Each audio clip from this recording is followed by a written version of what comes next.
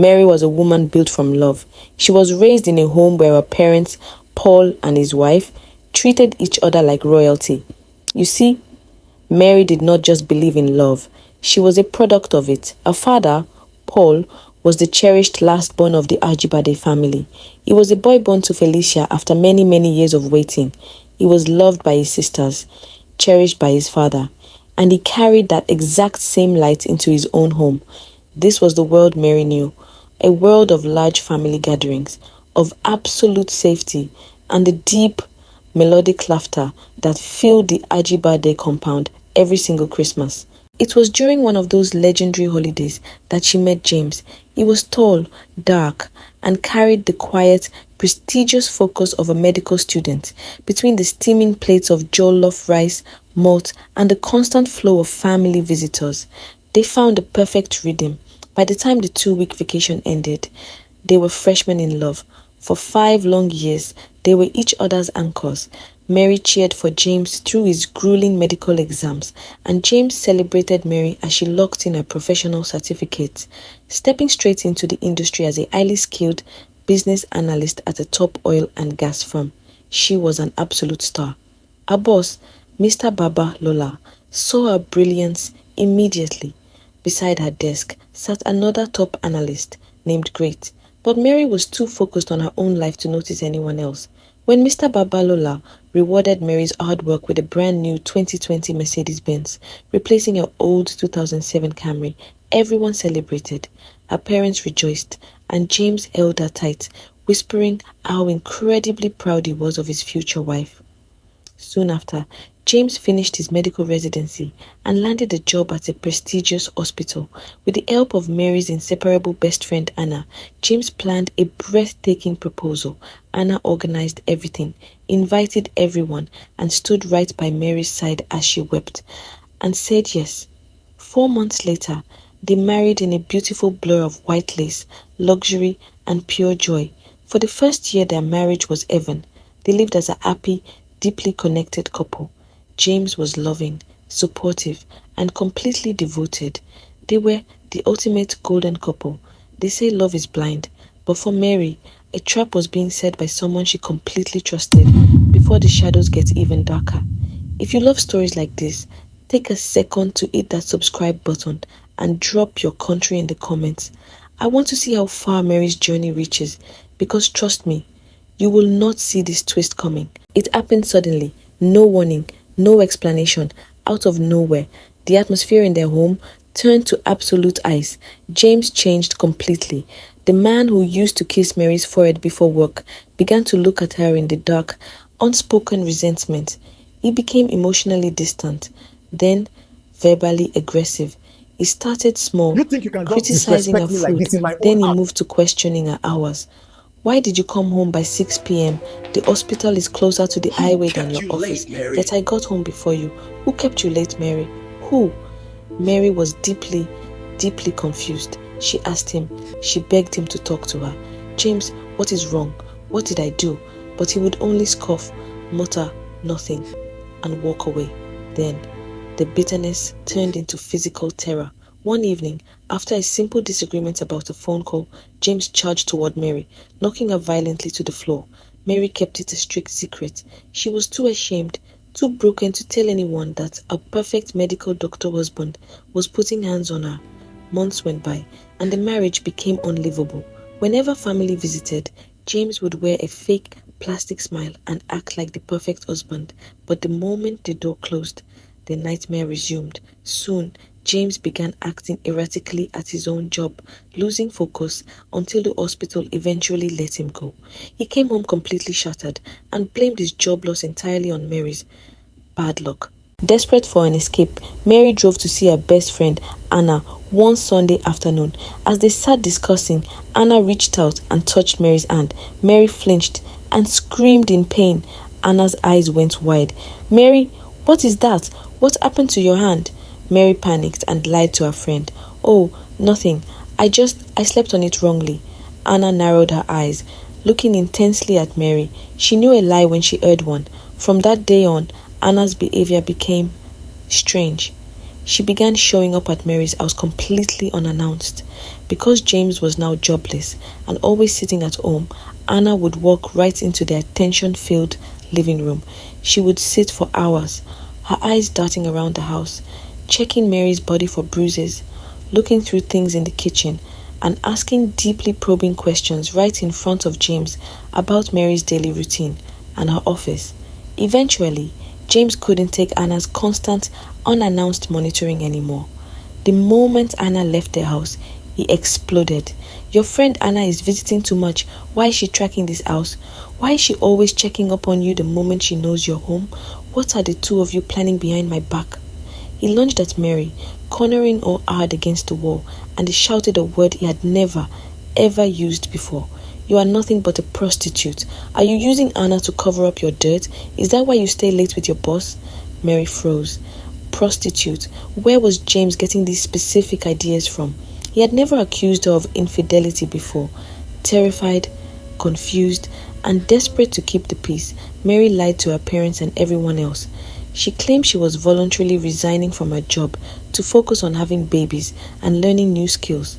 She even told Mr. Lola, but her boss refused to lose her brain. They made a secret deal. Mary would work completely remotely from home. Nobody in the company was to know. He would even pay her directly with his personal account instead of the company payroll, so her name would vanish completely. Mary couldn't bear the isolation anymore. She finally broke down, met her parents, called Anna, and confessed the entire horror story. Her father was instantly furious, ready to find James and end him on the spot, but her mother calmed the room and urged them to be thankful Mary shared her pain. Anna sat quietly, listening. Then Anna started asking very calculated questions. Mary, think back. When did James start changing? Was it before or after you got the Benz? Who else knew about your remote work layout? Does anyone else at that office have direct access to your boss? Mary looked at her friend, suddenly feeling a wave of unease. Why was Anna asking so many questions about her office and her boss? Was Anna jealous of her career? Was Anna the one fueling the fire behind the scenes? After all, Anna had organized the wedding. Anna knew James's schedules. Anna had been invading the house constantly.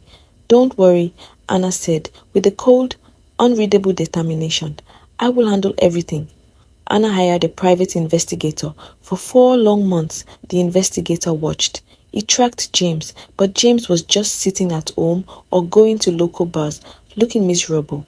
He tracked the oil and gas company, but everything seemed normal. The investigator continued to search, but the breakthrough didn't happen through a high-tech hack. It happened right inside the company's security post. The investigator had spent weeks becoming friendly with a young watchman named Bello. One afternoon, the investigator paid for Bello's lunch. Grateful, Bello mentioned an open slot for a security job at the firm. The interview is today. Bring your CV. The investigator smiled and wanted to say, No, I don't need a job. But he paused. Wait. This is the perfect way to get inside the company. So he replied, Oh, thank you so much. Thank you. I will be very glad. But my CV is inside my phone files. How do I print it out? Bello smiled. Let's go into the office. I will print it for you. Inside the security room, Bello went to the restroom, leaving the investigator completely alone. The investigator looked up and saw it. The Master CCTV monitor archives. He quickly opened his WhatsApp chat with Anna. Did James ever come to Mary's office before the fighting started? Anna didn't reply immediately. Minutes ticked by. The investigator's sweat was dripping. Hurry up, no time, he texted. Finally, Anna replied, Yes, check June 23rd or June 26th. The investigator clicked the monitor, rewinding the footage to June 26th. He searched the front gate. Nothing. He checked the lobby. Nothing. Then he checked the secluded back gate near the parking lot. His jaw dropped. It wasn't Anna on the screen, and it wasn't a stranger. There, standing in the shadows, was Great, Mary's desk colleague. The footage showed Great meeting James secretly. She was showing him zoomed-in photos on her phone of Mary and Mr. Lola sitting in a car. She was handing him printed altered call logs. The camera captured the exact moment James's face twisted into the very monster he had become. Great was feeding him the poison. She was the one sending the anonymous text. She was the one pulling the strings. The investigator smartly recorded the monitor screen with his phone, snapped a picture of Great's profile, and sat back just as Bello walked back in. The trap was finally visible. That Sunday evening, James was in the living room, drinking and glaring at Mary. "Who are you typing to on that laptop? Is it him?" Before he could grab her, the front door swung open. Anna walked in, followed closely by Mary's parents and the investigator. James stood up, aggressive. "Get out of my house. Anna, I told you to stop coming here." The investigator stepped forward and placed a tablet right on the center table. "It's over, James." He pressed play. James watched the screen. He saw himself standing by the back gate on June 26th. He saw Great whispering in his ear, handing him the fake evidence. Then, the investigator played a voice recording he had captured in the company canteen the next morning, where Great was overheard laughing on the phone. "The fool actually believes she's a whore. He's beating her up. She's going to quit any day now, and that head of analyst position is mine." James staggered backward, his face turning a sickly, ghostly pale. The silence in the room was suffocating. He looked at Mary, his hand shaking violently. Great told me. She said the whole office knew you were sleeping with the boss for that Benz. She sent me the photos." Mary looked at him, not with tears, but with the cold, dead, unbreakable silence. Mary's father stepped forward, his voice sounding like rolling thunder. "You broke your own home because your ego was too weak to handle her success. You chose to believe a venomous stranger just so you could feel big by making my daughter small." The next morning, the great empire shattered into absolute dust. Mr. Bahlola called an emergency general staff meeting. He didn't just terminate Great's contract, he played a recorded canteen confession over the office loudspeakers for the entire company to hear. "You thought you could destroy a family to steal a seat, but you only dug your own grave. Security, throw her out." Great was marched out of the building in floods of tears, her career permanently ruined.